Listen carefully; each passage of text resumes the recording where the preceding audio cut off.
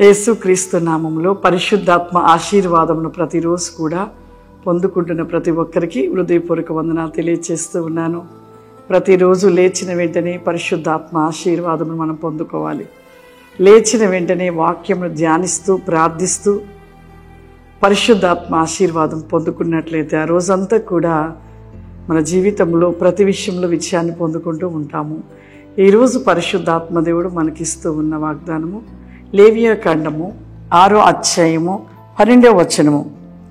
బలిపీఠము మీద అగ్ని మండుచు ఉండవలెను, అది ఆరిపోకూడదు. ప్రతి ఉదయమున యాజకుడు దాని మీద కట్టెలు వేసి దాని మీద దహన బలి ద్రవ్యమును ఉంచి బలిపీఠము మీద అగ్ని నిత్యము మండుచు ఉండవలెను, అది ఆరిపోకూడదు. అంటే ప్రతి దినము నిత్యమంట బలిపీఠం మీద అగ్ని ఆరిపోకుండా నిత్యము మండుచూనే ఉండాలంట. ఈ రోజులలో మనం ఎలా ఉంటున్నాం? మండించబడే వారిగా ఉంటున్నామా, ఆరిపోయే వారిగా ఉంటున్నామా? ప్రతి దినము లేచిన కాడి నుండి కూడా మనము ఏ విధంగా ఉంటున్నాం? ఆరిపోయే వారిగా ఉంటున్నామా? దేవునిలో మండించే వారిగా ఉంటున్నామా? మనము పరీక్షించుకోవాలి. లేచినది మొదలుకొని ఈ లోక పనుభారంలో పడిపోతున్నాము. కానీ లేచిన వెంటనే మన జీవితంలో ప్రార్థన అనే మంటను కలిగి ఉంటున్నామా? వాక్యం అనే ఒక మంటను కలిగి ఉంటున్నామా? మరి దేవునితో నిత్యము మండుచుండే వారిగా మనం ఉంటూ ఉన్నామా అనేది మనము ఆలోచించలేకపోతూ ఉన్నాము. ఆదివారం చర్చికి వెళ్తాము, ఆ ఒక్కరోజు మండుతూ ఉంటాం, తిరిగి మరలా ఇంటికి రాగానే ఆరిపోతూ ఉంటాం. కానీ మనము ఆ విధంగా ఆరిపోయే వారిగా ఉండకూడదు.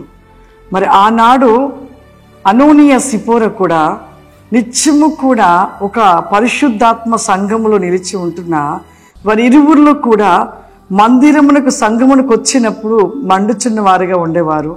తిరిగి మరలా వారి ఇంటికి వెళ్ళిపోయినే మరి ఆరిపోయే వారిగా ఉన్నారు. కాబట్టి ఆ యొక్క దేవుని అగ్ని వంటి మంట వారిలో లేకపోవడం బట్టి వారిలో అబద్ధం అనేది అపవాది కలగచేసి మరి చివరికి పేతురు యొద్దకు వచ్చి వారి యొక్క ఆస్తి విషయంలో అబద్ధమును ఆడి ఉన్నారు.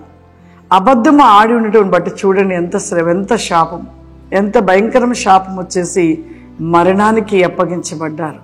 నిజమే, ఎప్పుడైతే మనం దేవుల్లో ఉంటున్నప్పుడు మనము ఆరిపోయే వారిగా ఉన్నప్పుడు అపవాది కంట చోటు దొరుకుతూ ఉంటుంది. మన హృదయంలో ఎప్పుడు చోటు చూసుకుందామా అని లూసిఫర్ అయిన అపవాది యొక్క సైన్యం అంట ఎదురు చూస్తూ పరిగెడుతూ భక్తి కలిగిన వారి వైపుగా వారి చుట్టుగా తిరుగుతూ ఉంటాడంట. కానీ ఆ సమయంలో మనము నిత్యం అంట మండుచూ ఉండాలంట, నిత్యము మంట కలిగిన వారిగా ఉండాలంట. మోషే కూడా నిత్యము కూడా ప్రతి దినము కూడా దేవునితో మాట్లాడుతూ ఉండేవాడంట.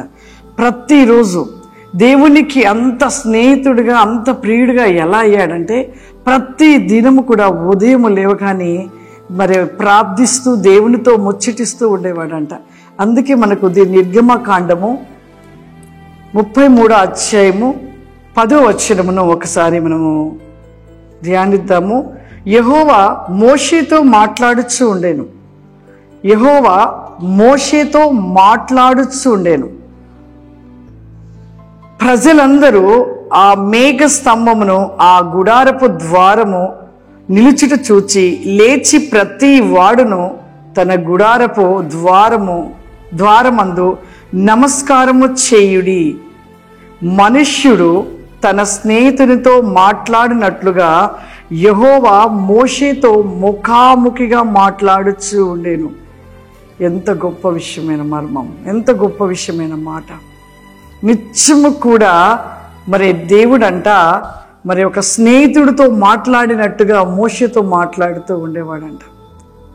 మరి ఆ విధంగా దేవుడు మనతో మాట్లాడాలని దేవుడు ఇష్టపడుతున్నాడు. కానీ మనమైతే దేవునితో మాట్లాడటానికి ఇష్టపడలేకపోతున్నావు. నువ్వు దేవునితో మాట్లాడాలి అంటే నిత్యము ప్రార్థన కలిగి ఉండాలి. నువ్వు ప్రార్థన కలిగి ఉంటే నిత్యము దేవుడు నీతో కూడా మాట్లాడుతూ ఉంటాడు. నీవు ఆరిపోయే దీపం వలె ఆరిపోయే మంటగా ఉండవద్దు. నిత్యము నువ్వు మండుతూ, నువ్వు అనేకులు మండిస్తూ నువ్వు ప్రతిదినము మండుతూ ప్రభుతో ఉన్నట్లయితే ప్రభు ప్రతిరోజు నిన్ను మండిస్తూ ప్రభు నీతో మాట్లాడుతూ నీకుంటున్న ప్రతి సమస్య నుండి విడిపించి దేవుడు నిన్ను ఆశీర్వదిస్తాడు. ప్రార్థన చేసుకుందాం. సర్వశక్తివంతుడా, దయగల తండ్రి, నీకు వందనాలు చెల్లిస్తూ ఉన్నాను ప్రభా. పరిశుద్ధాత్ముడా, ఈ యొక్క దినము పరిశుద్ధాత్మ ఆశీర్వాదమని ఈ యొక్క ప్రోగ్రాంను చూస్తున్న ప్రతి బిడ్డని మీరు జ్ఞాపకం చేసుకో తండ్రి. ప్రతి బిడ్డను ప్రభు మీ శక్తి చేత నింపండి నాయన. దేవా, ఈ యొక్క మాటలను బట్టి దేవా వారి యొక్క జీవితంలో ప్రతి దినము అగ్ని మండుతున్నారు. రికవరీ కామ్ ది ఫ్లవరీ మా వెలిజబా షామ్ది రిమోదా స్టికావరీ బ్లికావరీ బ్లైక్ అండ్ గ్లోరీ దబా స్టికావరీ మా విలిజా మోస్ట్ అండ్ మై కావరీ మై క్లిస్టల్ బికామ్ ది మై కెల్ ఫ్లవరీ మా. పరిశుద్ధాత్మ దేవా, ప్రతి ఒక్కరిని మండించండి నాయన. నీ శక్తి చేత నింపండి ప్రభా. ఈ ప్రోగ్రామ్ చూస్తున్న ప్రతి బిడను దీవించి ఆశీర్వదించమని, వారికి ఉంటున్న ప్రతి సమస్య నుండి విడిపించండి ప్రభా. ఆర్థిక ఇబ్బందుల నుండి ప్రభా ఇప్పుడే ప్రతి నేకముగా ప్రభా అతి క్రోబ్రికాసమైన సమృద్ధిని దయచేయమని అడుగుచున్నాను దేవా. నీకు స్తోత్రములు. వెల్ బి కావరి మై క్లో మై క్యాందర్ ఇస్ టెల్ బికాసిమే తండ్రి, నీకు స్తోత్రములు. ప్రతి బిడను దీవించి ఆశీర్వదించమని యేసుక్రీస్తు నామం నడుచున్నాను తండ్రి. ఆమేన్. God bless. దేవుడు మిమ్మల్ని దీవించును గాక. ఆమేన్.